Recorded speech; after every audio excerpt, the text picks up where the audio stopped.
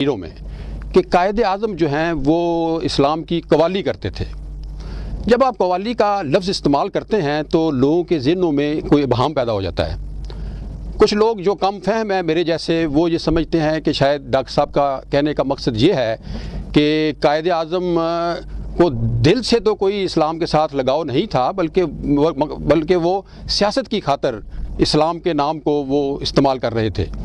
مگر جو زیادہ علم والے ہیں، ظاہر ہے کہ وہ شاید آپ کے نقطہ نظر سے یہ بات نکالتے ہوں کہ نہیں، قائد اعظم جو ہیں وہ اسلام کے شہدائی تھے اور احیاء اسلام کے لیے وہ کوشش کر رہے تھے۔ تو آپ ذرا کوئی وضاحت فرمائیں گے اس بات کی؟ میں نے اصل میں یہ لفظ استعمال کیا ہے قوالی کے ساتھ ایک مشابہت۔ قوالی میں تکرار بہت ہوتی ہے۔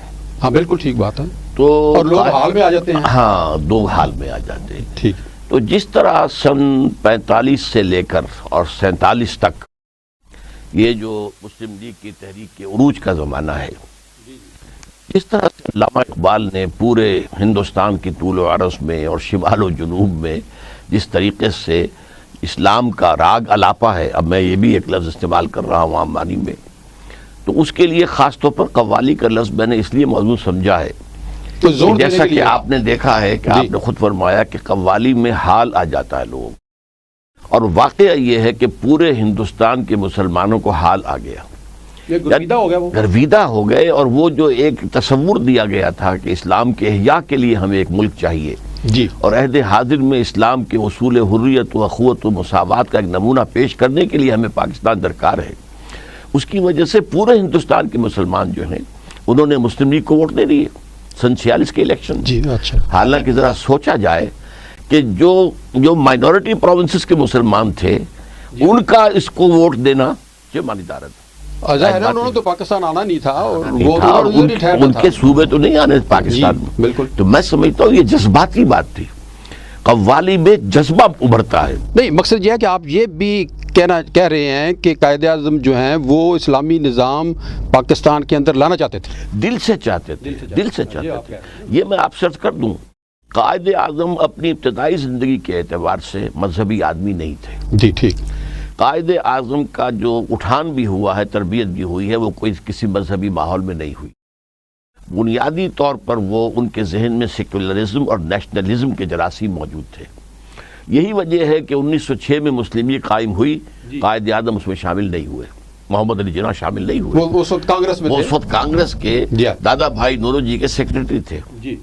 اس کے بعد بھی 7 سال تک مسلم لیگ میں شامل نہیں ہوئے، اور وہ کہتے تھے کہ یہ مسلم لیگ گھٹیا مقصد کے لیے قائم ہوئی ہے، یعنی ان کا یہ خیال تھا کہ یہ کمیونلزم جو ہے یہ تو در حقیقت ایک گھٹیا مقصد ہے۔ تو یہ ڈاکٹر صاحب تبدیلی کب آئی پھر؟ یہ سن 13 کے اندر، اور یہ اصل میں اس کا جو ہے وہ جاتا ہے کریڈٹ علامہ اقبال کو نہیں، مولانا محمد علی جوہر کو۔ ان کے کہنے پر یہ قائد اعظم جو ہے مسلم لیگ میں آئے 1913 میں، لیکن اس کے بعد بھی انہوں نے ڈوئل ممبرشپ جاری رکھی، کانگریس کی بھی جاری رکھی، وہ سفیر تھے، اور مسلسل کوشش کرتے رہے کہ ان دونوں کو قریب لائیں۔ چنانچہ کئی مواقع پر انہوں نے اینول سیشنز جو تھے کانگریس کے بھی اور مسلم لیگ کے ایک مقام پر رکھوائے تاکہ کوئی ان کا قرب پیدا ہو جائے۔ سر توڑ کوشش انہوں نے کی ہے، سر توڑ کوشش کی ہے، لیکن یہ ہے کہ پھر 1930 میں جب وہ 14 نکات بھی ریجیکٹ کر دیے گئے اور لکھنؤ پیکٹ کو بھی ختم کر دیا گیا، تو پھر قائد اعظم ڈس ایلیوژن ہو گئے، مایوس ہو گئے، بد دل ہو گئے، اور ہندوستان کو خیر بات کہہ کر جا کر انگلستان میں مقیم ہو گئے، کوٹھی خریدی اور پریکٹس شروع کر دی۔ اصل میں اس مرحلے پر ٹرننگ پوائنٹ یہ ہے کہ علامہ اقبال سین پر آئے 1930 ہی میں۔ اچھا، انہوں نے جو خطبہ دیا ہے الہ آباد کا، اس نے ایک نئی روح پیدا کی ہے، کیونکہ اس وقت تک مسلم لیگ کہا جا سکتا ہے کہ منفی انداز میں تحفظ، ہندو کا خوف، ہندو کی ڈومینیشن، ہندو ایکسپلائٹ کرے گا، ہندو یہ کرے گا، یہ ایک منفی جذبہ تھا۔ لیکن 1930 کے خطبے میں علامہ اقبال نے ایک مثبت جذبہ اس کے اندر ڈال دیا، انجیکشن لگا دیا، میں کہتا ہوں جیسے کوئی مریض پڑا ہوتا ہے اور وہ گلوکوز کی بوتل لگی ہوتی ہے، تو پھر اگر کوئی انجیکشن دینا ہو تو اسی کی ٹیوب کے اندر انجیکشن دے دیتے ہیں، بجائے اس کے کوئی نیا پرک جو ہے تو اندر سے ٹرانسفارم ہو گئے، وہ کون قائد اعظم نہیں، اس کے بعد بھی نہیں، ابھی میں بتا رہا ہوں آپ کو کہ قائد علامہ اقبال نے مسلم لیگ میں تو وہ ٹیکہ لگا دیا، یہ 1930 کی بات ہے، قائد اعظم سے تو ان کی کوئی ملاقات نہیں تھی۔ 1932 میں پھر جب تھرڈ راؤنڈ ٹیبل کانفرنس کے لیے علامہ اقبال گئے ہیں، قائد اعظم اس کانفرنس میں نہیں تھے، اس لیے کہ وہ تو پالیٹکس چھوڑ چکے تھے، اس وقت ملاقاتیں ہوئی ہیں، اور وہی مثبت جذبہ احیاء اسلام کہ ہم جو ہے ایک ملک حاصل کریں کہ جس میں ہم ایک ایسی شکل کریں کہ اسلام کے چہرے پر جو بدنما داغ عرب ملوکیت کے دور میں لگ گئے، عرب امپیریلزم کا لفظ استعمال کیا علامہ اقبال نے، ان کو ختم کر کے صاف کر کے ایک نیا ماڈل جو ہے اسلام کا اصل تصویر بنائیں۔ اچھا ڈاکٹر صاحب، آپ یہ فرمائیے کہ پھر آپ کی گفتگو سے میں ذرا اس نتیجے پہ پہنچتا ہوں کہ آپ یہ فرمائیے کہ آپ تقریر کو زیادہ اہمیت دیتے ہیں یا عمل کو زیادہ اہمیت دیتے ہیں؟ دونوں میں سے آپ تو یہ مرغی اور انڈے والی بات ہے۔ اچھا، اگر تو تقریر اور عمل میں ہم آہنگی ہے تو یہ ہے جو مطلوب ہے، آپ وہی بات کہیں جو آپ کرتے بھی ہوں، جو آپ وہی کریں جو کہتے بھی ہوں۔ بالکل ٹھیک۔ اب اگر اس میں کوئی فرق ہے قول اور عمل کا، تو قرآن مجید نے تو پھر اس کی بہت نفی کی ہے، لما تقولون ما لا تفعلون۔ بالکل ٹھیک۔ میں اس لیے میں نے یہ سوال پوچھا آپ سے کہ جب پاکستان بن گیا، قائد اعظم جو ہیں وہ گورنر جنرل بن گئے، اور وہ 1 سال جو ہے نا گورنر جنرل پاکستان کے رہے، تو آپ یہ بتائیے کہ وہ 1 سال کے دوران انہوں نے کون سے ایسے اقدامات کیے کہ جس کو آپ یہ کہہ سکتے ہیں کہ وہ اسلامی نظام لانے کے لیے انہوں نے کوشش کی؟ اصل میں اس 1 سال کے دوران میں تو ایک تو قائد اعظم کی تقریر وہ بھی ہے کہ جو اس تصور کے خلاف پیش کی جاتی ہے 11 اگست والی، وہ تو میں اس کا ذکر نہیں کر رہا، بہرحال نہیں کیجیے۔ اصل میں اس میں بھی جو بات قائد اعظم نے کہی ہے اس کا بھی میں بعد میں حوالہ دوں گا، لیکن اس کا جو تاثر لیا گیا تھا اس کی نفی پھر Karachi high court bar association کے جلسے میں قائد اعظم نے کر دی کہ کچھ لوگ شرارت کر رہے ہیں کہ یہ نتیجہ نکال رہے ہیں کہ پاکستان میں اسلامی شریعت نافذ نہیں ہوئی، لفظ شریعت آیا ہے، یہاں کا سارا قانون شریعت۔ نہیں، لیکن میں تو عملی اقدامات کی بات کر رہا ہوں نا، کیونکہ 1 سال تو ملا نا ان کو، اور وہ آل پاورفل تھے، تمام اختیارات ان کے پاس تھے۔ اگر جیسے آپ فرماتے ہیں کہ یا اسلام کے لیے ان کے دل میں کوئی تبدیلی آئی تھی، تو 1 سال تو موقع ملا نا ان کو۔ نہیں، اصل میں اس میں آپ جو جمپ کر گئے نا، کہ پہلے تو ہم یہ نوٹ کریں کہ جب علامہ اقبال کی پرسویشن پر اور ان سے کنونس ہو کر قائد اعظم، جو اس وقت تک قائد اعظم نہیں بنے تھے، جب ہندوستان واپس آ گئے ہیں، پھر وہ مسلم لیگ کے صدر تا حیات بنے ہیں، اس کے بعد کا ان کا جو رول ہے وہ لفظ قوالی، کہ اسلام اور اسلام کا احیاء اور اسلامی قانون، اسلامی تہذیب، اس سب کا جو ہے انہوں نے راگ الاپا ہے۔ اور اس کے بعد جو پاکستان بننے کے بعد میرا جو تجزیہ ہے وہ یہ ہے کہ قائد اعظم جو ہے بین الاقوامی سیاست پر بھی نگاہ رکھتے تھے۔ جی، ایک طرف تو یہ تھا کہ ہمارا اندرونی طور پر جو مہاجرین کے قافلے پر قافلے چلے آ رہے تھے، ہمارے ایسٹس ہندوستان نے روک لیے تھے، مسائل بہت زیادہ تھے، اور آئین کا بننا ایک مسئلہ تھا، اور ایسا تھا کہ ملک کو کوئی چھوٹا سا دھکا بھی لگ جاتا تو ختم ہو جاتا۔ دوسری طرف بین الاقوامی سطح پر وہ دیکھ رہے تھے اگر ہم نے اسلام کا نعرہ لگا دیا اس وقت تو پورا عالم کفر جو ہے ہمارے خلاف ہو جائے گا۔ اس کے برعکس ایک تدریجی انداز میں یہاں اسلام لایا جائے، اور وہ تدریجی انداز یہ ہے کہ اگر ہندوستان آزاد ہوتا ایک وحدت کے اعتبار سے تو مسلمان مائنورٹی میں تھے، کبھی کوئی امکان پیدا ہی نہیں ہو سکتا تھا کہ وہاں پر کوئی اسلام کا نفاذ ہو سکے۔ اب ایک ایسا ملک ہم نے بنا لیا ہے کہ جس میں مسلمان ایبسولوٹ میجورٹی میں ہے، بہت زبردست فیصلہ کن میجورٹی میں ہے۔ اب اگر مسلمان چاہیں تو اسی پروسیس کے اندر سے جو آج دنیا کے اندر معروف ہے کہ ایک پارلیمانی نظام ہے یا کوئی پارلیمنٹ ہے یا کوئی کانگریس ہے، اس کے اندر منتخب لوگ لا رہے ہیں اور وہ قانون بنا رہے ہیں، یہ دنیا کا جو معروف انداز ہے، اسی انداز میں یہاں پر اسلام آئے، بجائے اس کے کہ ایک دم ہم نعرہ لگا دیں اور عالم کفر کو۔ اور یہ نوٹ کر لیجئے کہ اسرائیل بھی قائم ہو چکا ہے 1948 کے اندر، اور اسرائیل کے اور یہودیوں کے جو زعیم تھے قائد اعظم سے جو ہے چھپے ہوئے نہیں تھے۔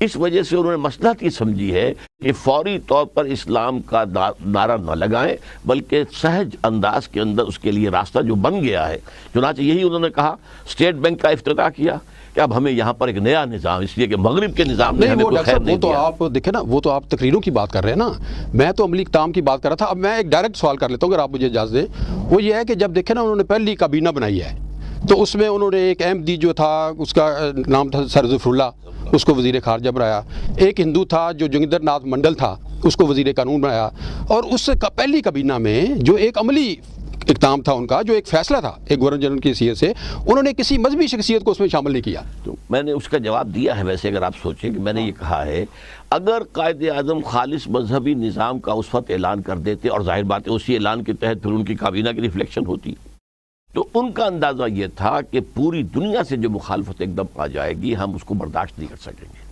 لہذا پکچر وہ دی ہے آپ کا خیال ہے پاکستان فوکس تھا اس وقت جی انٹرنیشنل لیول پہ، بالکل، اور لوگ دیکھ رہے تھے اس کو کہ بھئی یہ نومولود ہے، اور چنانچہ جو بات ہے وہ ہوئی ہے، فائنینشلی بھی اس کے میں پرابلمز ہیں۔ کروں کہ واقعتاً یہ ہو گیا کہ لیاقت علی خان نے اگر قرارداد مقاصد پاس کرا دی اسے قتل کرا دیا گیا۔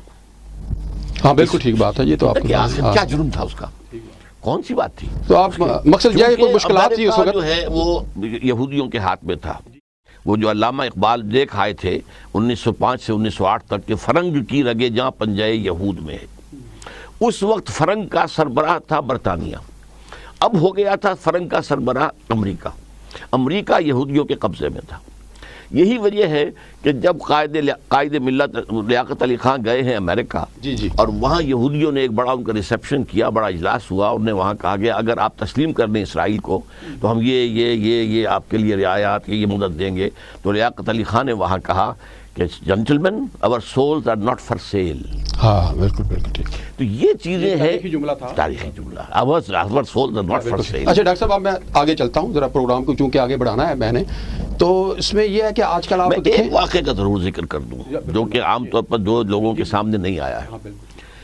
انتقال سے 2 دن پہلے کی ایک رپورٹ ہے جو ڈاکٹر ریاض علی شاہ جو خاص ان کے طبیب کی حیثیت سے لاہور سے گئے تھے، جب میں میڈیکل کالج میں پڑھتا تھا وہ پروفیسر تھے ٹیوبرکلوسس کے۔ اب زیارت کی بات کر رہے ہیں کہ زیارت گئے تھے؟ زیارت گئے تھے جی، الہی بخش بھی گئے تھے، الہی بخش بھی گئے تھے جی، اور ڈاکٹر ریاض علی شاہ۔ انہوں نے ایک واقعہ لکھا ہے تفصیل کے ساتھ کہ جو 11 ستمبر 1988 کے جنگ میں شائع ہوا ہے، کہ ان کی ایک ڈائری کا ایک ورک لکھا ہے کہ ہم قائد اعظم کے پاس حاضر ہوئے، اور وہ بڑی لمبی بات تھی، اس کا تو وقت نہیں ہے یہاں پر، اصل میں وہ ذرا ٹاک شو چونکہ لمیٹڈ وقت ہے نا یہاں، تو اس میں جی انہوں نے کہا آپ لوگوں کو اندازہ نہیں ہو سکتا مجھے کتنا اطمینان ہوتا ہے کہ پاکستان بن گیا۔ ہاں ظاہر ہے یہ کام میں تنہا نہیں کر سکتا تھا جب تک کہ رسول خدا کی روحانی تقویت مجھے حاصل نہ ہوتی۔ اب یہ مسلمانوں کا کام ہے کہ یہاں پر اسلام کا نظام قائم کر کے خلافت راشدہ کا نمونہ دنیا کو دکھائیں، تاکہ عالمی خلافت جو اللہ نے جس کا وعدہ کیا ہوا ہے اس کے یہ مستحق بن سکے۔ جی ٹھیک، اب یہ ہے آخری بالکل بات۔ ٹھیک۔ اچھا ڈاکٹر صاحب اب آپ دیکھیں آج کل جو پاکستان کے اندر ایمرجنسی لگی ہوئی ہے، اور انہوں نے جو انسانوں کے جو شہریوں کے بنیادی حقوق ہیں، مطلب بولنے کی آزادی جو ہوتی ہے، اظہار رائے کی اور پھر اجتماع کی، وہ ساری انہوں نے معطل کر دی ہیں۔ آپ یہ فرمائیے کہ کیا اسلام اور قرآن و سنت یہ کسی ایک شخص کو یہ اجازت دیتے ہیں کہ وہ جب چاہے وہ اپنے جو شہری ہیں یا جو انسان ہیں ان کی بنیادی انسانی حقوق معطل کر دے؟ اس کے بارے میں میرے خیال میں یہ تو نوع انسانی کے لیے قطعاً ذہنی، فکری، قلبی، روحانی، نفسیاتی اعتبار سے ناقابل قبول بات ہے۔ لیکن ہمارا معاملہ کیا ہے؟ ہمارا معاملہ یہ کہ اول روز سے یہ ہو رہا ہے، یہ کام کو آج تو نہیں ہوا۔ دستور تو میرے نزدیک اسلام بھی کسی کو اجازت نہیں دیتا، اور جیسا کہ یعنی کسی بھی حالت میں، جی کسی بھی حالت میں نہیں، اچھا بالکل ان کے کوئی اسلامی تاریخ میں کوئی ایسا واقعہ خلفائے راشدین کا کہ انہوں نے کسی کی پابندی لگا دی ہو کہ بھئی تم لکھ نہیں سکتے، تم بول نہیں سکتے؟ قطعاً نہیں، بالکل نہیں۔ اچھا، بلکہ یہاں تک آتا ہے کہ ایران کے گورنر جو تھے سعد ابن ابی وقاص، اور وہ اس کے فاتح بھی تھے، انہوں نے اپنے گھر کے باہر ایک ڈیوڑی بنا دی اور ایک آدمی کو کھڑا کر دیا۔ اچھا، اس کا حضرت عمر کو اس کی اطلاع دے دی گئی، مخبری کا نظام تھا حضرت عمر کو کہ یہاں پر ایک ڈیوڑی بنا کر آدمی کھڑا کر دیا گیا پہرے دار۔ حضرت عمر نے ایک قاصد بھیجا اور خط بھیجا، جاؤ جاتے ڈیوڑی کو آگ لگا دو، اور خط میں لکھا کہ اے عمر ابن سعد، لوگوں کو ان کی ماؤں نے آزاد جنا تھا، تم کون ہوتے ہو انہیں اپنا غلام بنانے والے؟ تم اپنے اور عوام کے درمیان، یہ درمیان کے اندر جو ہے یہ کھڑے کر رہے ہو پہرے دار، اس درجے حریت۔ اور اس قاصد نے جا کر پہلے آگ لگائی ہے پھر خط دیا۔ اچھا جی، اچھا ڈاکٹر صاحب اب یہ فرمائیے کہ یہ کیا اسلام میں عامریت اور شہنشاہیت کی کوئی گنجائش ہے؟ دیکھیے اصل میں آمریت، شہنشاہیت اور جمہوریت یہ انسان کے جو سوشل ایولیوشن کے پروسیس کے درمیان میں آنے والے سٹیجز ہیں۔ ایک زمانہ تھا جب کہ ابھی ملوکیت ہی لوگوں کو معلوم تھی اور اس کے علاوہ کچھ معلوم ہی نہیں تھا۔ اس سے بھی پہلے یہ تھا کہ ٹرائبل سسٹم تھا، تو جو چیف آف دی ٹرائب ہے اس کا کہنا ماننا، ہر حال میں ماننا، وہ گویا کہ عامر ہوتا تھا، چاہے وہ مشورہ بھی کرتا تھا لیکن بہرحال عامر ہوتا تھا۔ پھر ملوکیت، ظاہر بات ہے آمریت ہی کی ایک شکل تھی۔ تو ایک زمانے میں انبیاء بھی ملوک ہوئے. اچھا حضرت داؤد کون تھے؟ اچھا حضرت سلیمان کون تھے؟ فرق کیا تھا کہ فرعون بھی بادشاہ تھا اور حضرت داؤد بھی تھے، لیکن حضرت داؤد اللہ کے بندے تھے، اللہ کے نبی تھے، اللہ کا حکم نافذ کرتے تھے، وہ خلیفہ تھے. قرآن مجید نے انہیں کہا ہے یا داؤد انا جعلناک خلیفۃ فی الارض، اے داؤد ہم نے تمہیں زمین میں خلیفہ بنا. خلیفہ نائب ہوتا ہے. اور فرعون یہ کہتا تھا میں بادشاہ ہوں، میں مالک ہوں، الیس لی ملک مصر. تو یہ جو ہے فرق ہے اس وقت کی شہنشاہیت.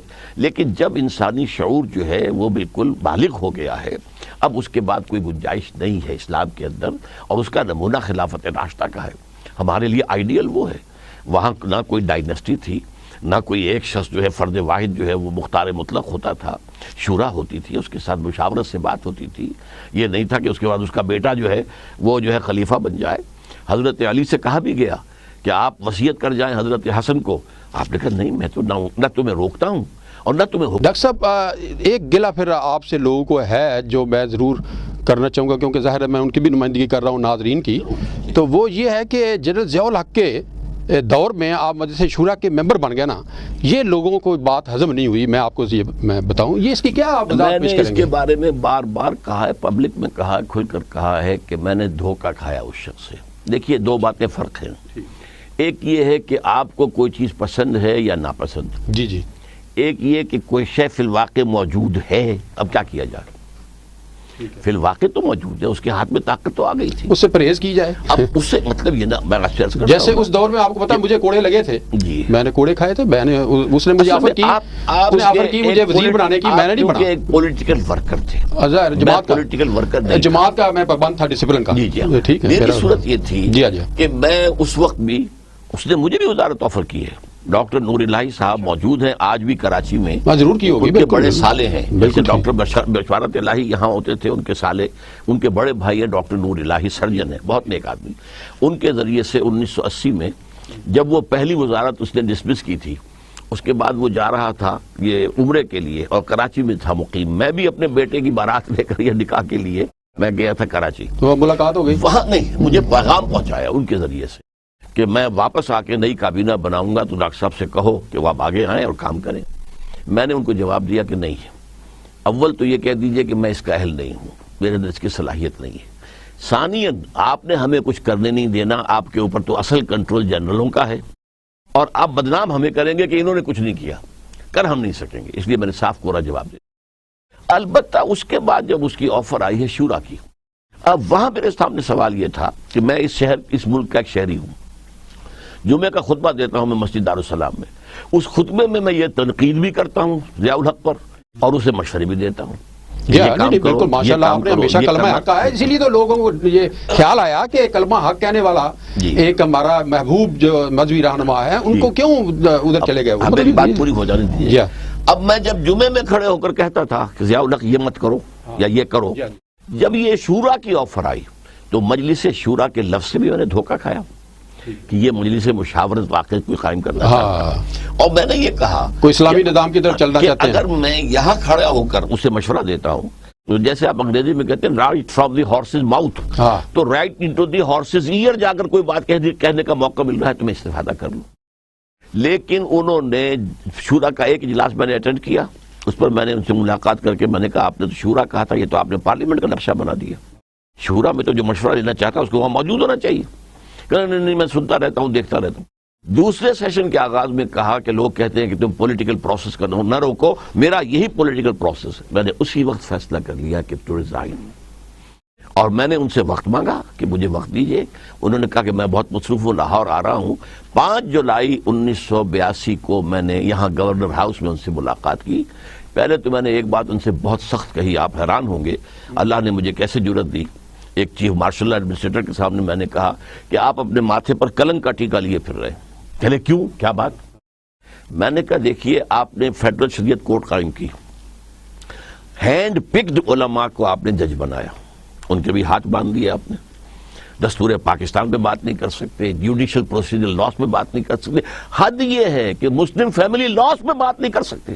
ہاں بالکل، جس کو نہ کبھی انگریز نے چھیڑا، نہ ہندوستان میں ابھی تک مسلمانوں نے ہندوؤں کو چھیڑنے دیا ہے. تو یہ کیا معاملہ ہے؟ آپ کو ان کے اوپر اعتماد نہیں ہے؟ ان کی صلاحیت پہ اعتماد نہیں ہے تو آپ نے ہاتھ باندھ دیے. اب میں یہ نہیں کہتا کہ جو میں کہتا ہوں وہ کریں, آپ ہاتھ کھول دیں. اب اس کے بعد غلام احمد پرویز اس وقت زندہ تھے, انہوں نے بنوائے تھے یہ آئلی قوانین, یہ آرڈیننس جو ایوب خان سے نافذ کروایا تھا, وہ ان کے زیر اثر تھا. میں نے کہا وہ آ کے ثابت کر دیں کہ اس میں کوئی شے کتاب و سنت کے خلاف نہیں ہے, میں خوش, میرا خدا خوش. میں یہ نہیں کہتا کہ آپ میری ڈکٹیشن لیں. کہنے لگے پھر ان خواتین کو کون راضی کرے گا, کون مطمئن کرے گا. میں نے کہا اگر آپ کی سوچ یہی ہے تو میں یہ استعفیٰ میں لے کے آیا, یہ حاضر آپ کی خدمت. اچھا ڈاکٹر صاحب, اب یہ پاکستان کے اندر آپ کو پتہ ہے کہ انتخابات کا تو اعلان ہو گیا ہے, اور وہ کہہ رہے ہیں کہ جی کہ 8 جنوری کو پاکستان کے اندر قومی اسمبلی کے اور صوبائی اسمبلیوں کے انتخابات ہوں گے. آپ کی چونکہ نظر سیاست کے اوپر بھی رہی ہے ہمیشہ سے, تحریک پاکستان میں بھی آپ نے حصہ لیا, آپ یہ فرمائیے کہ یہ جو انتخابات ہیں اس کے کیا اثرات مرتب ہوں گے پاکستان کے مستقبل کے اوپر اور پاکستان کے عوام کے اوپر؟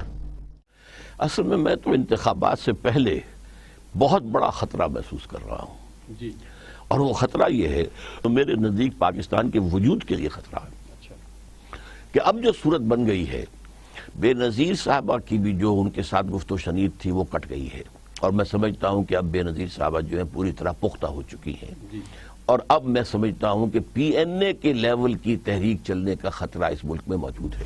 امکانات ہیں اس لیے کہ جو تحریک وکلاء نے شروع کی تھی, واقعی ٹھیک بات ہے, وہ ظاہر ہے کہ وہ ایسے سپونٹینیس تھی, بالکل بالکل, لوگ اندازہ نہیں وہ ابھی تک لوگوں کے دلوں کے اندر ہے. بلکہ میں آپ کو اپنے دل کی راز کی بات بتا دوں, میں پاکستان کے مستقبل سے مایوس ہو چکا تھا. میں سمجھتا تھا پاکستانی قوم مر چکی ہے, and it's no use whipping the dead horse. اچھا, مردہ گھوڑے کو آپ چابک کتنی لگا لیں وہ بھاگے گا تو نہیں. بالکل ٹھیک. لیکن اس موومنٹ سے میرے دل میں امید کی ایک کرن جو ہے پیدا ہوئی ہے, بالکل جان ہے, جس طریقے سے آئے ہیں, جیسے جفا کشی کا مظاہرہ کیا دھوپ میں رات کو لوگ جو ہے, تو اس کے بعد سے یہ تحریک جو ہے اب اس وقت تک پولیٹیکل نہیں تھی, اب پولیٹیکل پارٹیز بھی پیچھے آ گئی ہیں, پولیٹیکل براڈ بیسڈ ہو گئی ہے.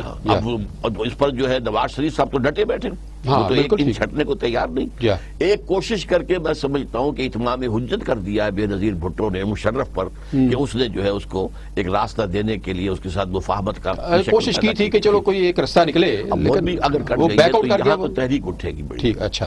اور اس تحریک میں اگر کہیں بدامنی پیدا ہو گئی تو قیام امن کے لیے کہ ڈی سٹیبلائز نہ ہو جائے پورا ریجن, آپ کی نیٹو فورسز جو ہیں ویسٹ سے داخل ہوں گی, اچھا, اور بھارت مشرق سے آئے. اچھا, اس خطرے کو آپ دیکھ رہے ہیں. اچھا, بھارت نے تو الرٹ کیا اپنی فورسز کو. یہ تو ڈاکٹر صاحب بڑا افسوسناک ہوگا کہ غیر ملکی فوج جو ہے وہ ہماری سرزمین پہ. بھارت نے اپنی فورسز کو الرٹ کر دیا ہے, تیار رہو, ہو سکتا ہے ہمیں کسی پڑوسی ملک میں امن قائم کرنے کے لیے دخل. گویا کہ 1971 کا ایکشن ریپلے, اس وقت بھی جو اب ہو گئے تھے حالات مشرقی پاکستان میں, تو اسی طرح کے آپ دوبارہ پھر ہو رہے ہیں. اگر یہاں ہو گئے تو وہ کریں گے. ڈاکٹر صاحب, یہ جو خطرات جن کی نشاندہی آپ نے کی ہے, تو اس سے بچنے کا کیا پھر کوئی حل؟ بچنے کی اصل کنجی تو ہے ہاتھ میں پرویز مشرف کے. اگر وہ واقعتاً جو کہتا ہے کہ Pakistan first of all Pakistan, تو اسے چاہیے کہ اس وقت اپنے اقتدار کو مقدم نہ رکھے, پاکستان کو مقدم رکھے. اور جو مطالبے نواز شریف بھی کر رہے ہیں اور اب بے نظیر بھٹو بھی کر رہی ہیں, دونوں عہدوں سے جو ہے وہ استعفیٰ دیں, اور جو بھی آرمی چیف کے حوالے کریں. اور ویسے جو ہے میں نے اس سے پہلے کہا تھا کہ سمروں کو انہوں نے بنا دیا ہے وزیر اعظم, اسے ہونا چاہیے کہ وہ صدارت کو سنبھالے دستور کے مطابق, اور وزارتیں وہ بنے جن میں کوئی سیاسی آدمی نہ ہو, اور نیشنل کنسنسس کریٹ کیا جائے. سارے کے سارے, میں پوائنٹڈلی کہہ رہا ہوں, سارے کے سارے ججز ہونے چاہیے, اور وہ ججز جنہوں نے کبھی کسی پی سی او کے تحت حلف نہ اٹھایا ہو, اور الیکشن فری اینڈ فیئر ہوں واقعی حقیقی طور پر, اگر یہ ہو جائے, اور تاکہ قوم کو رستہ نکالے. لیکن دوسری طرف میں مشورہ دیتا ہوں ان سیاسی جماعتوں کو بھی, ایجیٹیشن اگر کرتے ہیں, میدان میں آتے ہیں, تو امن برقرار رکھنے کو اپنی ذمہ داری سمجھے. ٹھیک ہے, یعنی جو شخص لوگوں کو سڑکوں پر لائے وہ ذمہ داری لے کہ پورا کوئی توڑ پھوڑ نہ ہو, بلکہ کوئی کرے تو اسے اپنا اور ملک کا دشمن سمجھ کر خود حکومت کے حوالے کرے, تاکہ یہ کہ وہ فضا پیدا نہ ہو جائے کہ جس کو بہانہ بنا کر نیٹو کی فورسز آ جائے یا بھارت آ جائے. بالکل.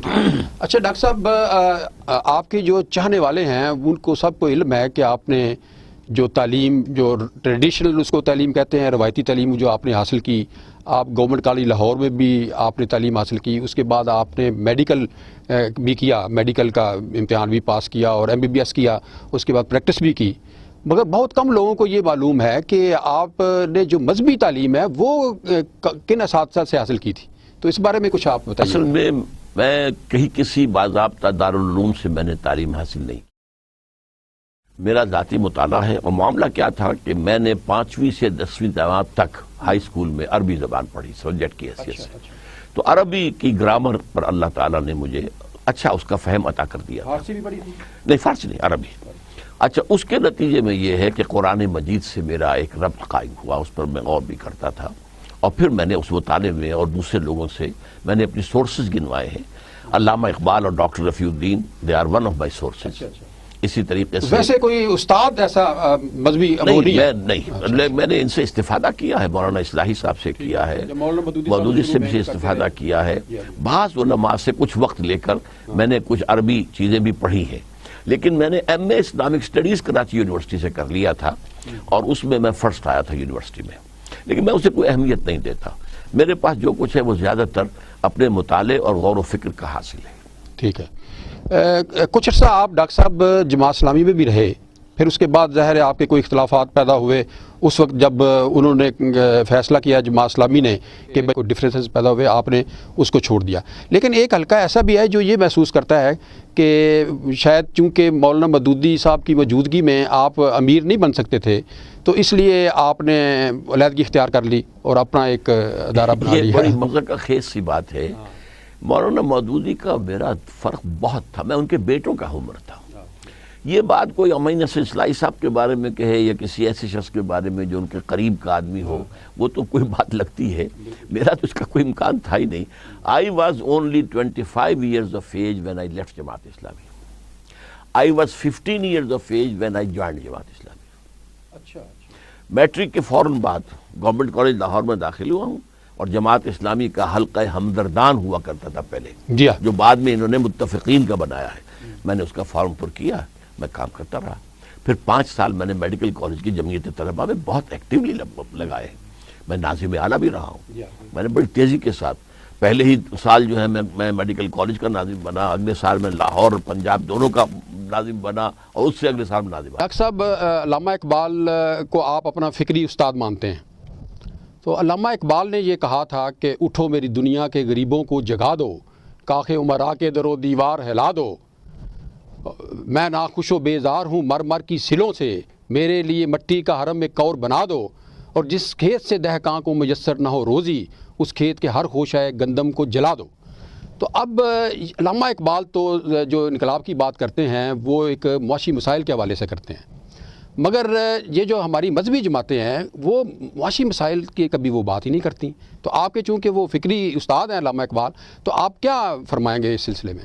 میں تو بات کرتا ہوں، جی جی، میں جاگیرداری کے خلاف بات کرتا ہوں، میں ایبسینٹی لینڈ لارڈزم کے خلاف بات کرتا ہوں، دوسری طرف سود کا نظام علامہ اقبال نے جس قدر کنڈیم کیا ہے اسے، اور بینکنگ کے نظام کو، این بنوک این فکر چالاک یہود نور حق از سینہ آدم ربود، یہ چالاک یہودیوں کے ذہن کی پیداوار ہے بینکنگ نظام، اور اس نے انسان کے اندر جو نور خداوندی تھا، جو کو ڈیوائن سپارک جسے کہتے ہیں مغربی مفکرین، اس کو نکال کے اور اندر تاریکی پھیلا دی ہے۔ نہیں، یہ بھوک کی بات تو آپ کم کرتے ہیں، ربا کی، بھوک کی نہیں کرتے، تو بھوک کی بات تو کرتے ہیں نا کہ حقوق ملنے چاہیے، اور زکوٰۃ کے نظام کے ذریعے سے گارنٹی دی جانی چاہیے۔ میں نے کہا جب اس نے نظام نافذ کیا تھا ضیاء الحق نے کہ یہ زکوٰۃ کو بدنام کر رہے ہو، یہ زکوٰۃ ہے، زکوٰۃ تو ٹوٹل جو ہے آپ کی ملکیت اس کے اوپر ہوتی ہے، اس کے اوپر زکوٰۃ لگاؤ، اور اس کے بعد واقعہ یہ ہے کہ آپ اسکینڈینیوین جو سوشلزم ہے اس کی بنیاد کے اوپر اس کی طرح کا ایک جو ہے سوشل سیکیورٹی نظام قائم کر سکتے ہیں۔ یہ صرف بینک ڈپازٹس میں سے سود میں سے کچھ نکال لینا یہ زکوٰۃ ہے، بدنام کیا۔ تو در حقیقت اسلام کا انسٹیٹیوشن جو ہے وہ زکوٰۃ کا ہے، اور اس کے ذریعے سے وہ ساری ذمہ داری جو ہے وہ ریاست کی ہے۔ حضرت عمر نے کہا تھا کہ اگر دجلہ و فرات کے کنارے کوئی کتا بھی بھوکا مر جائے تو عمر جو ہے قیامت میں جواب دے ہوگا۔ یہ معاملہ نہیں، علامہ اقبال جو جس انقلاب کی بات کرتا ہے، مطلب معاشی مسائل کے حوالے سے، آپ سمجھتے ہیں کہ پاکستان میں اس قسم کا انقلاب آ سکتا ہے؟ آ سکتا ہے، لیکن اس کے لیے بیس ہمیں اسلام کو بنانا ہوگا۔ ریفرنس جو ہے آپ کا اگر مارکسزم ہے تو وہ بات نہیں چلے. نہیں، میں مارکسزم کی بات نہیں کر رہا ہوں، میں یہ کہہ رہا ہوں معاشی مسائل کی بات. کسی طریقے سے بات کی جاتی ہے نا، اس کا کوئی فلسفہ بھی نہیں دیا جاتا نا. انقلاب جب بھی دنیا میں آتا ہے تو وہ کسی فلسفی پر آتا ہے. کمیونزم کا انقلاب جو ہے مارکسزم سے آیا ہے. پہلے وہ ذہنوں میں بیٹھا ہے، وہ پختہ ہوا ہے، پھر وہ ایک کمیونسٹ پارٹی اور بولشوکس کی شکل کے اندر بنی ہے.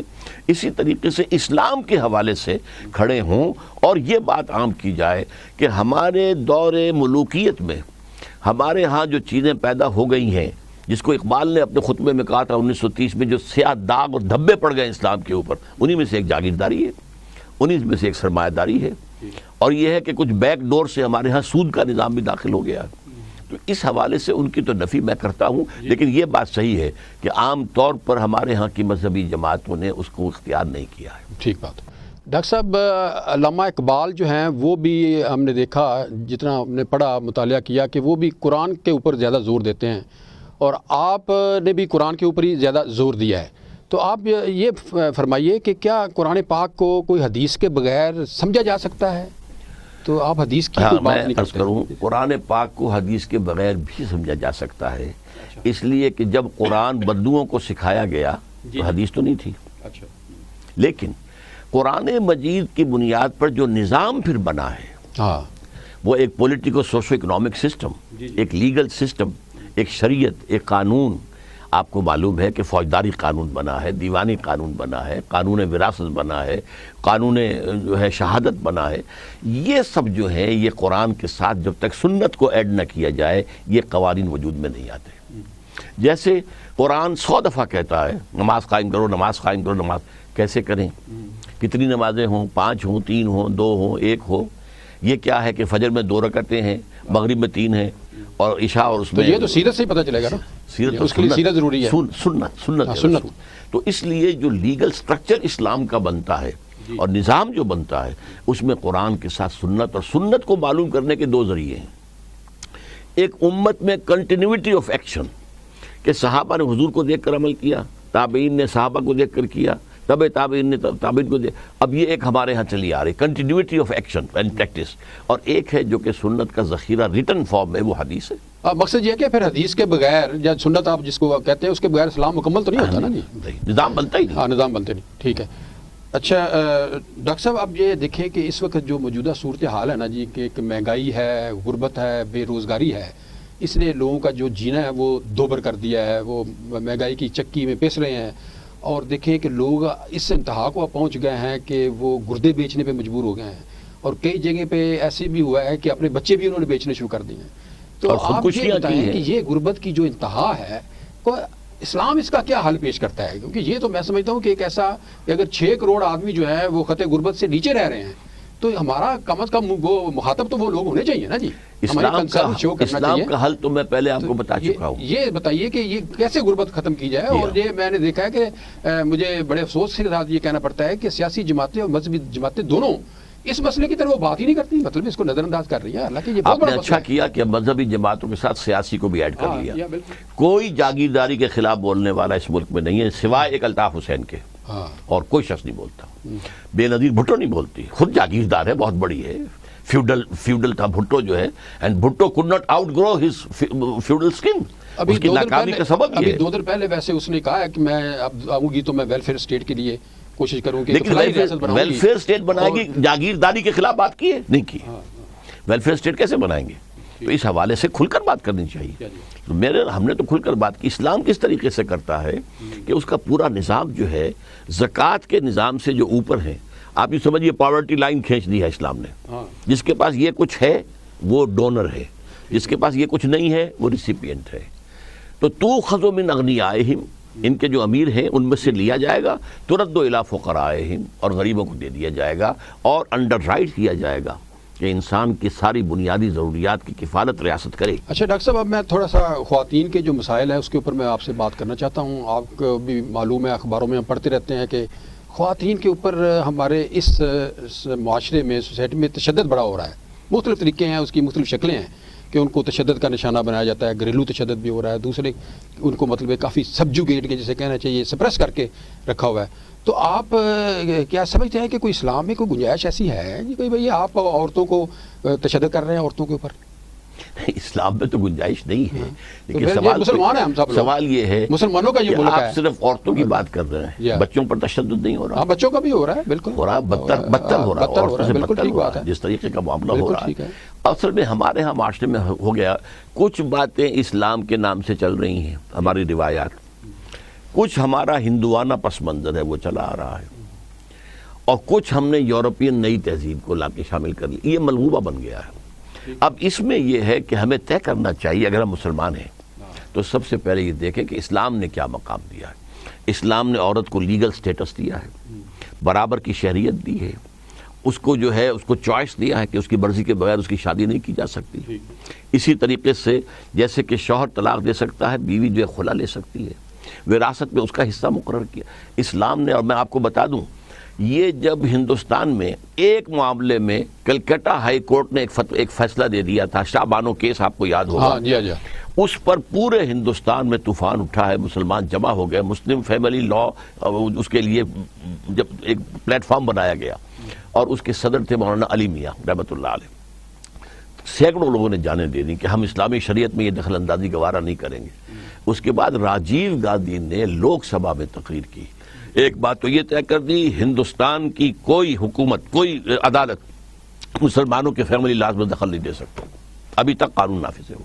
اور نمبر 2 اس نے کہا کہ میں نے تو پہلے مطالعہ نہیں کیا تھا، اب جب یہ ایشو سامنے آئے ہیں تو میں نے مطالعہ کیا ہے، تو جتنے حقوق اسلام نے عورت کو دیے ہیں اتنے کسی مذہب نے نہیں دیے۔ ہی is on record Lok Sabha میں۔ لیکن پاکستان میں ان پر عمل نہیں ہو رہا کوئی بھی۔ عمل تو ہم کس بات پہ کر رہے ہیں؟ اور سرمایہ داری، وہ جو علامہ اقبال نے کہلوایا ہے ابلیس کی زبان سے، جانتا ہوں میں یہ امت حامل قرآن نہیں ہے، وہی سرمایہ داری بندہ مومن کا دین، جانتا ہوں میں کہ مشرق کی اندھیری رات میں بے ید بیضا ہے پیران حرم کی آستین۔ وہ تو حال تو یہ ہے ہمارا۔ اب دیکھیں نا، ہم نے ڈاکٹر صاحب ہم نے اپنے ملک کا نام جو ہے رکھا ہوا ہے اسلامی جمہوریہ پاکستان، تو نہ ہمیں یہاں پر کوئی اسلام نظر آتا ہے، نہ جمہوریت نظر آتی ہے، تو یہ سمجھ نہیں آ رہی کہ 60 سال ہو گئے ہیں، ہم کس قسم کا کوئی شکل اپنی پیش کر رہے ہیں۔ بہرحال اب میں آپ سے یہ پوچھنا چاہتا ہوں کہ آپ دیکھیں افغانستان کا پہلے ہم نے ایک ذکر کیا تھا، پہلی نشست میں بھی ہم نے کیا تھا ذکر افغانستان کے بارے میں، اور ابھی کچھ وقت پہلے بھی کیا طالبان کے سلسلے میں۔ آپ یہ فرمائیے گا کہ یہ ایک جو ماڈل پیش کر رہے ہیں ملا عمر صاحب، کہ وہ ایک فہم اسلام کا ایک انہوں نے ماڈل پیش کیا ہے، اور جو طالبان ہیں وہ ان کے ساتھ بالکل متفق ہیں، اور وہ انہوں نے کوئی ایک نفاذ شریعت کے لیے کوششیں شروع کی ہوئی ہیں۔ تو آپ یہ جو فہم اسلام ملا عمر کا ہے اس کو کس نظر سے آپ دیکھتے ہیں؟ اصل میں پہلی بات تو یہ ہے کہ ملا عمر نے کوئی فہم اسلام پیش نہیں کیا۔ He is neither a writer nor a speaker nor a thinker, یا ماڈل جو پیش کیا تو ہے نا، کچھ نہیں کیا، صرف چند اسلامی شریعت کی سزائیں نافذ کی اور کچھ نہیں کیا۔ ابھی ان کے ہاں کوئی نظام وجود، میں خود گیا تھا وہاں، تو وہاں پر جو ان کا بہت بڑے بڑے لوگوں سے باتیں ہوئی ہیں، کہ میں نے کہا آپ کا نظام سیاسی کیا ہے کہ ابھی کوئی نہیں ہے، کوئی پارلیمنٹ نہیں، کوئی شورا نہیں، کچھ بھی نہیں تھی۔ یہ تو ایک اسپونٹینیس ایک موومنٹ جیسے وکلا کی اٹھی نا اس وقت، اسی طریقے سے وہ جو باہمی خانہ جنگی وہاں ہو گئی تھی، اس کے رد عمل میں اسپونٹینیس ایک موومنٹ اٹھی ہے۔ ہو یہ گیا تھا کہ وار لارڈز نے اپنے ایریاز فکس کر لیے تھے، پھاٹک لگا دیے تھے، یہاں سے ٹرک گزرے گا اتنے پیسے دے کر جاؤ، بس جائے گی اتنے اور ان بسوں کے اندر کوئی خوبصورت عورت دیکھی اتار لیا، وہ خوبصورت لڑکا دیکھا اتار لیا۔ تب جو ناک میں دم آ گیا وہاں کے، تب یہ لوگ کھڑے ہوئے تو سب نے ہتھیار حوالے کر دیے۔ کم آن، انہیں جنگ کا سامنا کرنا ہی نہیں پڑا۔ لیکن وہ جو سکول بند کر رہے ہیں عورتوں کے، وہ سکول کس لیے بند کیے تھے؟ اس نے کہا تھا موسیقی بند کر رہے ہیں، انہوں نے کہا تھا کو ایجوکیشن نہیں ہوگی، اور ابھی ہمارے پاس پیسے نہیں ہیں، انہیں وقت ہی نہیں ملا کہ وہ اپنے سکول بنا سکتے۔ تو آپ کا کیا خیال ہے ملا عمر کو اگر وقت دیا جائے تو وہ اسلام کا ماڈل پیش کرنے کی صلاحیت رکھتے ہیں؟ ان کے ساتھ ان کے اندر نہیں ہے، لیکن ان کے ساتھ لوگ ایسے تھے جن کے اندر یہ صلاحیت ہے، but they didn't get the chance. وہ تو دیکھیے انہوں نے چند سزائیں نافذ کی ہیں، اس کا نتیجہ کیا نکلا؟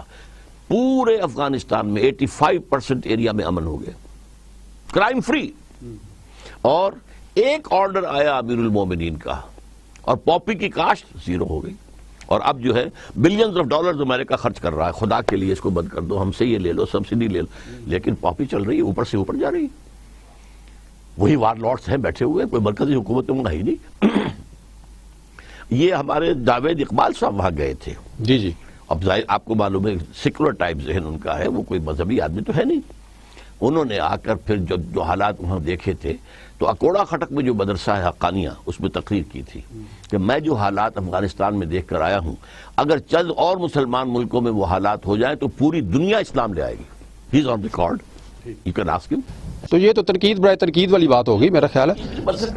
ہاں اچھا ڈاکٹر صاحب، آپ نے کسی جگہ میں نے پڑھا ہے، آپ نے کسی کتاب میں بھی لکھا ہے کہ مولانا مودودی صاحب جو ہیں ان کو 1970 کے انتخابات کے بعد یہ احساس ہو گیا تھا کہ جو انہوں نے اپنی بنیادی پالیسی میں تبدیلی کی تھی جی، اور انہوں نے یہ سوچا تھا کہ بھائی انتخابی سیاست سے ہم اس ملک کے اندر اسلامی نظام لا سکتے ہیں، اس کو انہوں نے ریویو کر لیا اور انہوں نے یہ کہہ دیا تھا کہ بھائی میں یہ سمجھتا ہوں کہ انتخابی سیاست سے یہاں پر اسلامی نظام نافذ نہیں ہو سکتا. تو لیکن آپ پھر کیا سمجھتے ہیں کہ اس کے آپ کے پاس کیا کوئی شہادت ہے؟ ایک بات، اور دوسرا یہ ہے کہ کیا آپ سمجھتے ہیں کہ جو موجودہ جماعت اسلامی ہے وہ پھر مولانا مودودی صاحب جو اس جماعت کے بانی ہیں ان کی جو تعلیم ہے اس سے انحراف کر رہی ہے؟ جی دیکھیے، اس میں اول تو میں آپ کو بتا دوں کہ یہ واقعہ جو ہے یہ مجھے بتایا، یہ میں روایت پوری بتا دوں. سید وسیم اظہر ندوی ہوتے تھے جو بہت عرصے تک جو ہے سندھ میں جماعت اسلامی کے بہت اہم آدمی رہے، امیر بھی رہے، وہ شورا کے رکن تھے. انہوں نے مجھے بتایا. اچھا، یعنی کوئی لمبی چین نہیں ہے کہ فلاں سے میں اور جماعت اسلامی کی شورا اور درمیان میں اس کا رکن سید وسیم اظہر ندوی مرحوم. مودودی صاحب کے بیٹے نے بھی کچھ آپ سے یہ بات کی بات ہے. پہلے یہ بات جو ہے میں نے جو انہوں نے بتائی وہ یہ تھی کہ مولانا آئے شورا میں، مولانا نے کہا کہ میں اب اس نتیجے پر پہنچ گیا ہوں کہ انتخابات کے ذریعے یہاں اسلامی نظام نہیں لایا جا سکتا، ہمیں کوئی آلٹرنیٹ چیز سوچنی چاہیے. اس پر شورا میں بہت سے لوگوں نے جمپ کیا کہ نہیں یہ تو طریقہ اس لیے تو انتخابات ہی کا ہے، فلاں ہے، یہ ہے. ان میں خاص طور پر مجھے بتایا گیا کہ جو اس وقت منور حسن صاحب ہیں انہوں نے بہت گستاخانہ انداز اختیار کیا اور کہا کہ اصل میں تو ہمیں جو الیکشن میں شکست ہوئی ہے آپ کی وجہ سے ہوئی ہے. اچھا، یہاں تک کہہ دیا اس لیے کہ آپ تو نکلے ہی نہیں گھر سے. اچھا، بھٹو کو دیکھیے، اس نے 6 جلسے کیے ایک دن میں. اچھا، اور آپ اچھلے سے نکلے ہی نہیں. اس پوری مہم میں 1970 کی مہم جو تھی الیکشن کی، مولانا صرف گجرانوالے ایک دفعہ گئے تھے، باقی کہیں نہیں. تو اصل میں تو جو تھا یہ پلٹن میدان ڈھاکہ میں جو حادثہ ان کے ساتھ ہو گیا تھا، جہاں سے جان بچا کر نکلنا مشکل ہو گیا تھا، اس کے بعد سے ان کی کمر ٹوٹ گئی تھی. انہیں بتایا کچھ اور گیا تھا کہ وہاں تو انقلاب آ گیا اور وہاں تو ہمارا جو ہے اتنا اصل عمل دخل ہے. بہرحال اب اس کے بعد انہوں نے جب یہ باتیں سنی تو اس پر وہ بھنا کر اٹھے. یہ لفظ تھا وسیم اظہر صاحب کا، اچھا، بھنا کر اٹھے. یہ لفظ عام طور پر ہمارے یہاں مستعمل نہیں ہے. غصے میں آ کر جھنجھلا کر بھنا کر اٹھنا، یہ اردو کا خاص وہاں کی لکھنوی زبان، وہ لکھنؤ کے تھے. تو اٹھے، انہوں نے کہا دیکھو جو تم دلیلیں مجھے آج دے رہے ہو یہ سب میں نے تمہیں پڑھائی تھی، لیکن اب میں اس نتیجے پر پہنچ چکا ہوں، میں نے آپ سے بات کہہ دی ہے، اب تم جانو تمہارا کام میں جا رہا ہوں. اس کا جب میں نے ذکر کیا تو جماعت کے لوگوں نے مذاق کے انداز میں کہا نہیں بالکل غلط بات ہے، کوئی ایسا واقعہ ہوا ہی نہیں. اس کے بعد واقعہ وہ ہو گیا کہ 1979 میں 79 میں پہلی مرتبہ امریکہ جا رہا تھا. اچھا، اور مجھے معلوم ہوا کہ وہاں مولانا بھی مقیم ہے بفلو میں اپنے بیٹے کے پاس، احمد فاروق کے پاس. تو میرے دل میں خواہش تھی کہ میں ان سے ملوں گا. اچھا، وہاں جب میں پہنچا تو معلوم ہوا کہ میرا پروگرام ٹورنٹو میں تھا اور وہاں سے کچھ 100 میل کے قریب ہے بفلو. بس یہ نیاگرا فال درمیان میں آتی ہے اور بفلو ہے. تو میں نے معلوم کرانا چاہا تو معلوم ہے مولانا سخت بیمار ہیں، ہسپتال میں داخل ہیں، ملاقاتوں پر پابندی ہے. میں پوچھتا رہا معلوم ہے نہیں اجازت نہیں. پھر ایک دن آیا کہ اب بہتر ہے حالت، کوئی 4 دن کے بعد ملاقات ہو سکتی ہے. میرا ٹائم ختم ہو چکا تھا، میں نے اپنی بکنگ جو ہے آگے ایکسٹینڈ کرائی اور پھر میں انتظار رہا. اس کے بعد اطلاع آ گئی کہ انتقال ہو گئی. پھر میں گیا وہاں، اچھا، ان کے وہاں بفلو میں افسوس کے لیے جنازے میں شرکت کے لیے. اچھا، پھر میں نے وہاں پہ نماز جنازہ میں امامت کی ہے. اچھا، آپ نے جنازہ پڑھایا جی. ایک چند لوگ پہلے پڑھ چکے تھے. اصل میں وہ تو وہاں تو ہوتا ہے نا، آپ کو معلوم ہے کہ وہ جو ڈیڈ ہوم ہوتا ہے، فیونرل ہوم، ان کا کنٹرول ہوتا ہے. گھر میں تو ڈیڈ باڈی آنے نہیں دیتے. یہ تو چونکہ ڈاکٹر تھا، ڈاکٹر احمد فاروق ان کا بیٹا، تو وہ لے آیا تھا، تو تھوڑی دیر کے لیے آئے تھے.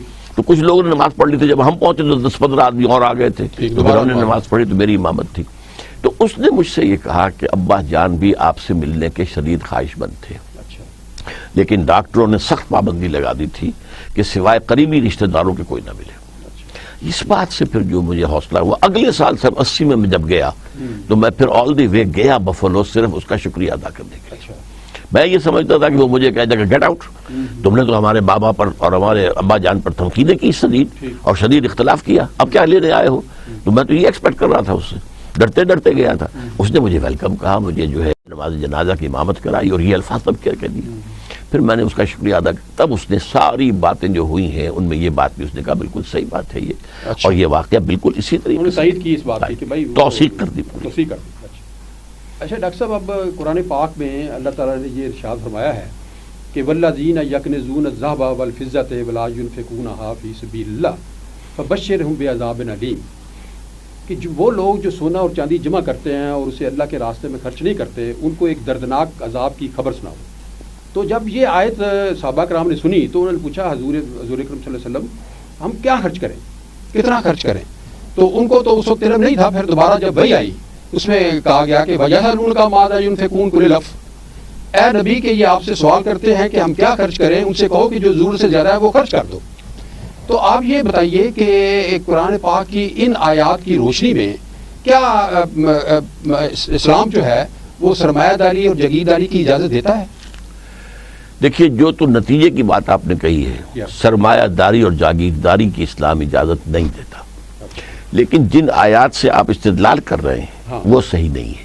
اچھا، اصل میں یوں سمجھیے، اسلام کے دو نظام ہیں معاشی. جی جی، ایک ہے اسپرچول لیول پر، ٹھیک بات، ایک ہے لیگل لیول پر. اسپرچول لیول پر جو کارڈینل پرنسپلز ہیں وہ کیا ہیں؟ جی، nothing belongs to anybody, اچھا، everything is owned by اللہ. مالک وہ ہے، انسان جو ہے وہ امین ہے، امین ہے، بندہ مومن امین حق مالک است. نمبر ایک. نمبر دو، جو کچھ تمہیں ملے اسے اللہ کا فضل سمجھو، اپنی کمائی نہ سمجھو. اس فضل میں سے تمہارا حصہ جائز صرف تمہاری ضروریات ہیں، باقی جتنا ہے وہ غرباء کا مساکین کا حق مجھے لوٹا دو. یہ لیول ہے روحانی، لیگل نہیں ہے لیول. یہ اس لیول پر حضور نے زندگی گزاری، کبھی کوئی ایک پیسہ اپنے پاس نہیں رکھا. اسی پر فقراء صحابہ نے، تمام صحابہ نے نہیں، فقراء صحابہ، سلمان فارسی تھے، ابو الدرداء تھے، ابو ہریرہ تھے، ابو ذر تھے جن کا وہ سارا معاملہ ہوا ہے، یہ صحابہ تھے، غفار. جی ہاں. اور یہ اس کے بعد ہمارے صوفیاء نے اسی لیول پر زندگی گزاری، لیکن یہ لیگل لیول نہیں ہے. لیگل لیول یہ ہے، اس کو شرعی کہیں گے کہ شرعی لیول نہیں ہے یا نہیں؟ ہاں، شرعی جو ہے وہ لیگل ہوگا، اور یہ روحانی ہے. یہ روحانی، ٹھیک ہے. یہ روحانیت سب کے لیے نہیں ہے، یہ چوائس ہے اس کا آپ. اچھا، لیکن لیگل لیول کیا ہے؟ آپ جو کچھ کمائیں حرام سے نہ کمائیں، سود نہ ہو، جوا نہ ہو، یہ نہ ہو، جھوٹ نہ ہو، دھوکہ نہ ہو، احتکار نہ ہو، یہ وغیرہ وغیرہ دھوکہ، تو وہ آپ کا ہے. اس میں سے ایک حد سے زیادہ ہو جائے گا تو آپ سے زکوٰۃ لے لی جائے گی، تاکہ جو پیچھے رہ گئے ان کی ضروریات کی دیکھ بھال کی جا سکے، ریاست جو ہے ان کی کفالت کر سکے. قرآن پاک میں کوئی جمع کرنے کا کسی آیت میں حکم ہو؟ کیونکہ خرچ کرنے کا تو بار بار دیکھیے نا، جمع کا حکم میں کہاں بتاتا ہوں. جب قرآن وراثت کا قانون بیان کرتا ہے تو کس بات پہ؟ اگر کوئی پیسہ ہے ہی نہیں تو وراثت کس بات میں؟ لیگل لیول یہ ہے کہ جو کچھ تم کماؤ جائز طریقے سے تمہارا ہے، ضرورت سے زیادہ خرچ کر دو. ضرورت سے نہیں، ضرورت سے، وہ میں نے کہا روحانی لیول، روحانی لیول پر جس پر کہ حضور نے، فقراء صحابہ نے اور صوفیاء کرام نے لیول گزارا ہے، زندگی گزارا، وہ ہے. لیکن جس پر سب نے گزارا ہے، اب حضرت عثمان کے پاس دولت نہ ہوتی تو غزوہ تبوک کے اندر اتنے پیسے کہاں سے لے آتے؟ نہیں، لیکن وہ ایسی بات بھی نہیں تھا نا، غریب جو ہیں وہ خودکشیاں کر رہے ہیں. نہیں، یہ تو دوسری بات ہے. یہ تو کیونکہ زکوٰۃ کے نظام سے اسلام غرباء کی ضروریات انڈر رائٹ کر دیتا ہے. ان کی تمام بنیادی ضروریات جو ہے نظام خلافت کے ذمے ہے، بیت المال سے پوری ہوتی ہے، بیت المال سے پوری ہوگی. اچھا، لیکن یہ ہے کہ اس کے علاوہ کوئی آگے نکل گیا، کوئی پیچھے رہ گیا. یا تو آپ کر دیں خالص کمیونسٹ نظام ہو، نہ کوئی آگے نہ کوئی پیچھے، آپ دوڑوا بھی رہے ہیں لیکن رسی سے باندھ بھی دیا تو نہ کوئی آگے ہوگا نہ کوئی پیچھے ہوگا. اسلام کا یہ کہ نہیں، آپ کی فری ہونی چاہیے اکانومی. آپ روحانی ظاہر ہے کہ اگر روحانی لیول ہے تو اس کو افضل اور برتر، لیکن وہ یہ کہ آپ اسے نافذ نہیں کریں گے. روحانی نظام کو آپ بالجبر نافذ نہیں کریں گے. جس پر نظام بنا ہے اپنی ول پر ہے، ظاہر بات ہے، چوائس پر ہے، چوائس پر. اس لیے کہ اگر آپ سارا نظام دیکھیں وہ یہ ہے کہ آخر وہاں کام کرتے تھے لوگ، ان کے پاس ہوتا تھا، وراثت بھی ہوتی تھی. وراثت کا اتنا لمبا قانون قرآن نے دیا ہے، کس لیے دیا ہے؟ اچھا، کسی کے پاس کچھ ہوگا نہیں تو زکوٰۃ کیسے آئے گی، کہاں سے آئے گی؟ جیسا کہ میں ایک بات کہا کرتا ہوں ڈرتے ہوئے لوگوں کے مجمع عام میں کہ کوئی میرا سر نہ پھوڑ دے کہ حضور نے ساری عمر زکوٰۃ نہیں دی، اب بتائیے عام آدمی کیا سمجھے گا اس سے؟ میرا سر پھوڑے گا، زکوٰۃ تو اسلام کا کبھی ہوا ہی نہیں، جمع کیا ہی نہیں کبھی کسی نے زکوٰۃ۔ لیکن یہ کہ عام قانون تو وہ نہیں تھا نا، یہ عام قانون یہ تھا کہ حلال سے کماؤ، وہ تمہارا ہے، تم اس میں سے اللہ کی راہ میں خرچ کرو، اس حد تک چلے جاؤ کہ ضرورت سے زیادہ سارا دے دو، یہ بہت اونچا معاملہ ہے، ورنہ یہ ہے کہ جو کچھ تم چھوڑو گے تمہاری اولاد میں بھی چلا جائے گا۔ اچھا یہ فرمائیے کہ یہ جو جاگیرداری نظام ہے جو آج کل پاکستان میں موجود ہے مختلف شکلوں میں، اس کی موجودگی میں کوئی اسلام یہاں پر نافذ ہو سکتا ہے یا جمہوریت آ سکتی ہے؟ دونوں میں سے کوئی نہیں آ سکتا۔ یہ جاگیرداری نظام جو ہے یہی سب سے بڑی رکاوٹ، عام طور پر لوگوں نے یہ سمجھا ہوا ہے کہ فوج سب سے بڑی رکاوٹ ہے۔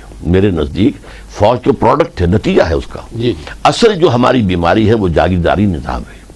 اس جاگیرداری نظام نے ہی در حقیقت پاکستان کا جو ہے وہ بیڑا غرق کرایا ہے۔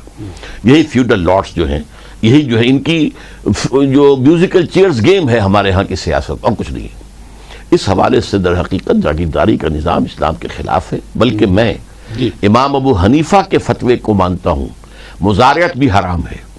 جس طرح حضرت عمر نے آپ کو بتایا کہ انہوں نے بھی فتویٰ دیا اور انہوں نے عمل کر کے دکھایا، وہ خراج کا معاملہ ہے۔ وہ مسئلہ خاص یہ تھا کہ جب عراق اور ایران فتح ہو گئے تو لوگوں نے یہ کہا یہ مال غنیمت ہے، اس میں سے آپ جو ہے اپنے لیے 5واں حصہ رکھ سکتے ہیں، گورنمنٹ کے لیے، ریاست کے لیے، باقی ہمیں تقسیم کیجیے۔ تو تاریخ انسانی کا سب سے بڑا جاگیردارانہ نظام قائم ہو جاتا اگر اس پر عمل کیا جاتا، اور اس میں صحابہ تھے جو کھڑے تھے حضرت عمر کے خلاف کہ نہیں، جب حضور نے یہ کیا، خیبر فتح کیا تو زمینیں تقسیم کر دی تھی، تب آپ ساری تقسیم کیجیے۔ پھر حضرت عمر نے ایک کمیٹی بنائی، 5 صحابہ مہاجرین میں سے، 5 انصار میں سے، ان سب کے سامنے اپنی برات بھی رکھی، اور اس کے بعد حضرت عمر کی رائے کے مطابق فیصلہ ہوا، جو زمینیں، جو علاقے بزور شمشیر فتح ہوئے ہیں وہ کسی کی ملکیت نہیں ہے، وہ بیت المال کی ملکیت ہے۔ نیشنلائزیشن آف لینڈ سب سے پہلی جو تاریخ میں ہوئی ہے وہ حضرت عمر رضی اللہ تعالیٰ عنہ کے عہد میں ہوئی۔ اس میں یہ ہے کہ جو پہلے سے ان کے مالک بیٹھے ہوئے تھے اب وہ حکومت کے مظاہرے کی حیثیت سے کام کریں گے، خراج دیں گے، خراج بیت المال میں جائے گا۔ تو پاکستان کی زمینیں خراجی ہیں، پچھلی صدی تک تمام علماء کا اس پر اتفاق رہا تھا، اور جو خراجی زمین ہے وہ کسی کی ملکیت ہی نہیں ہوتی، لہذا اس کو حکومت جب چاہے لے سکتی ہے۔ اچھا، لیکن یہ کہ ہمارے ہاں پھر کچھ علماء نے ایک رائے نکالی، مولانا مفتی محمد شفیع صاحب کراچی والے، فیڈرل شریعت کورٹ نے بھی تو ہاں اس کے پہلے ان کی کتاب چھپی، اور انہوں نے کہا کہ پاکستان کی زمینیں جو ہیں وہ عشری ہیں، یعنی ملکیتی ہیں۔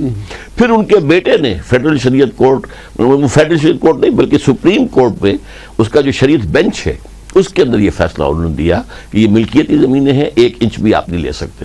میں اس سے شدید اختلاف کرتا ہوں، میرے نزدیک اول تو یہ خراجی زمینیں ہیں، ان سب کا نیا بندوبست ہو سکتا ہے، ان کو لے کر عوام میں تقسیم کیا جائے اور اس کے مطابق نظام چلایا جائے، اور اگر بالفرض اس پر کنسنسس ہو جائے کہ یہ عشری ہیں تو پھر امام ابو حنیفہ کے فتوے پر عمل کیا جائے۔ کوئی کمایا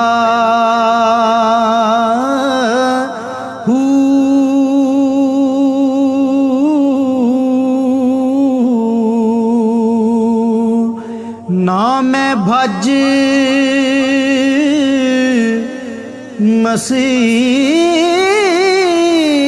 مسیتی وڑیا نا تسبا